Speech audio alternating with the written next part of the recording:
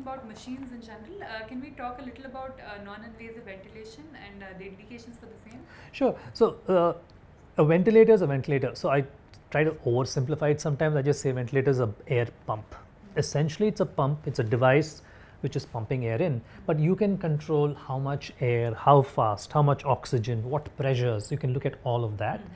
And invasive and non-invasive really has to do with the interface. So you can have a tube going through your mouth into your throat, or through your nose into your throat, and into the lungs to the trachea, and that's a invasive ventilation. The same machine can be connected to a mask on the face, and that can be a non-invasive ventilator.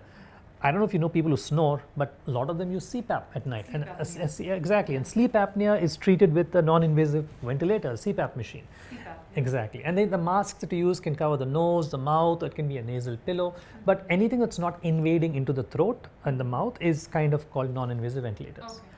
So when you're setting up a non-invasive ventilator, you want to look at the various parameters, which is how much should the volume generated be? What should be the oxygen concentration that you want to use? What is the speed at which, the rate at which you want the machine to give breaths?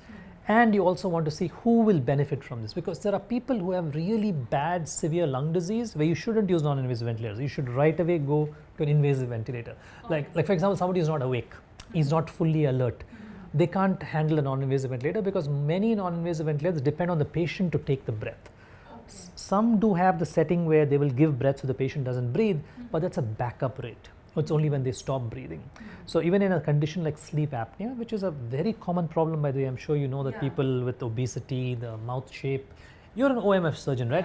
What am I telling you? What have you seen people with sleep apnea because of the shape of the throat and stuff? Yeah. So actually, I conducted a study on the same, on obstructive sleep apnea, and yes, I mean retrognathism, that we call where the mandible is smaller. Okay.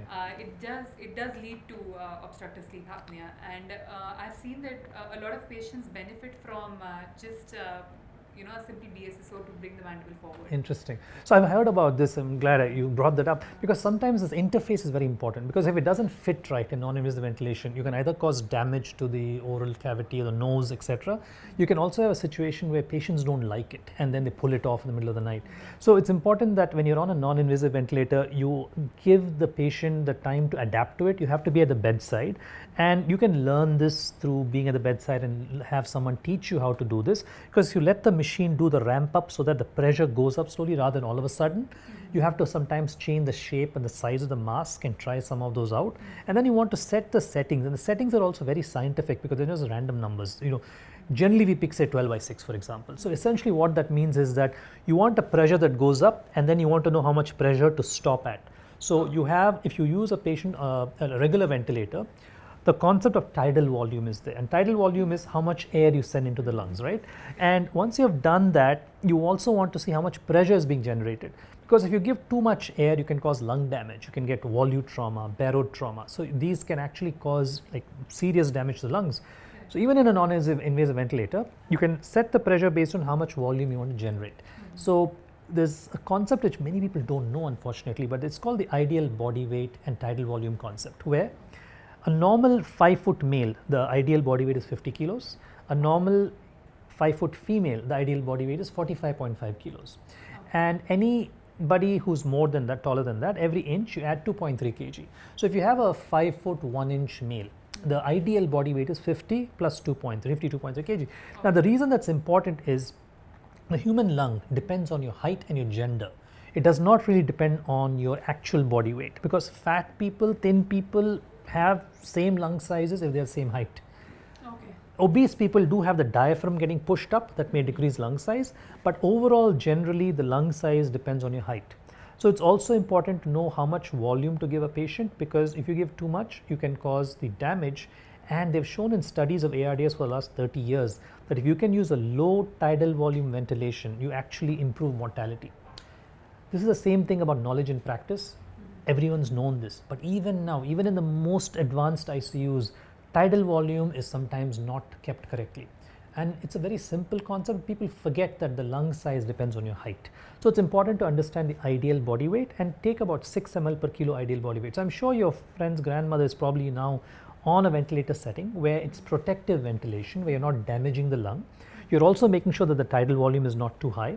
You're also adjusting the oxygen to make sure that the oxygen level is not too high, not too low. So we have now come to the concept of a PO2 of 60 or 55, even a saturation of 88% ARDS is adequate.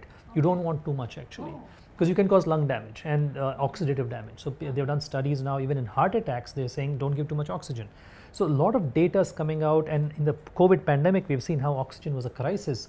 So there were actually in some hospitals, people doing oxygen rounds.